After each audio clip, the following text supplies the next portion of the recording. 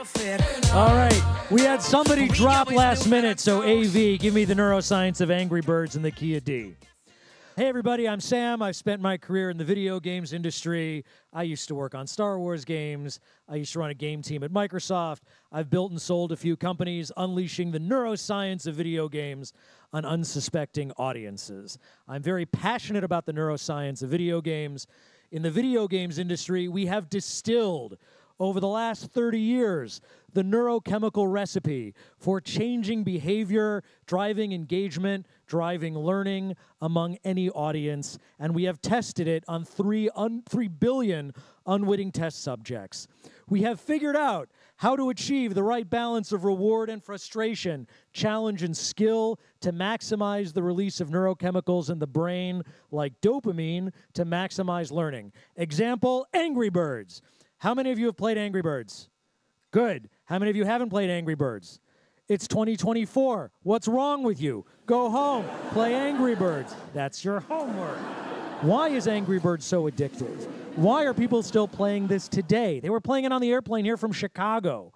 We've evolved to play Angry Birds. What do I mean by that? Go back. The first time you played Angry Birds, what happened? Angry Bird hopped in a slingshot.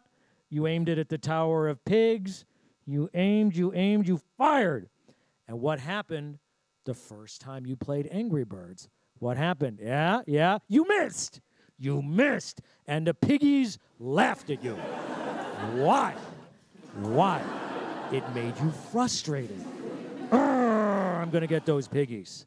Look, just keep me that slide on there for 15 seconds. You're looking at it. You're like, I'm going to get those piggies. Second bird hops in. You aim better. You fire. You get closer to the Tower of Pigs, but you still miss, and you get more frustrated. I'm going to get those pigs. All right, hold on. Third bird hops in. You aim better. You fire, and it's glorious. You hit the tower. Explosions, animations, the music changes, sound effects. The pigs go flying. All of this was deliberately designed to trigger a dopamine release in your brain that physically reinforced those neural pathways you used on that last successful fire, making those neurons thicker, those neural connections. This is why 2 hours later you're firing that bird between 2 narrow obstacles at 50 meters, and why 80 hours later you're still playing the damn game. Now, this neuromechanic, we didn't invent this neuromechanic in the video games business. It's existed in the mammalian neuron for tens of millions of years.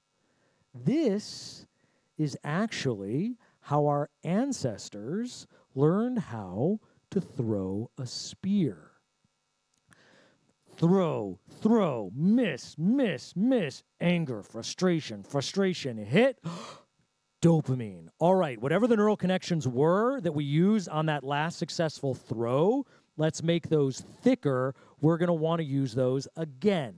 And this becomes just one of 1,000 tools in a game designer's toolbox to engage you. Now, sometimes we use this to help your brain develop a mental model to predict parabolic flight, but you can use those in all sorts of different ways. Training somebody how to manage a ventilator, how to manage type 1 diabetes, that's a rhythm game. How to diagnose a rare disease, that is a reductive reasoning puzzle. All sorts of interesting things happen when you unleash all of this on unsuspecting audiences like doctors. Happy to talk to you about it later this event. Thank you, everybody. I know a girl with a golden touch.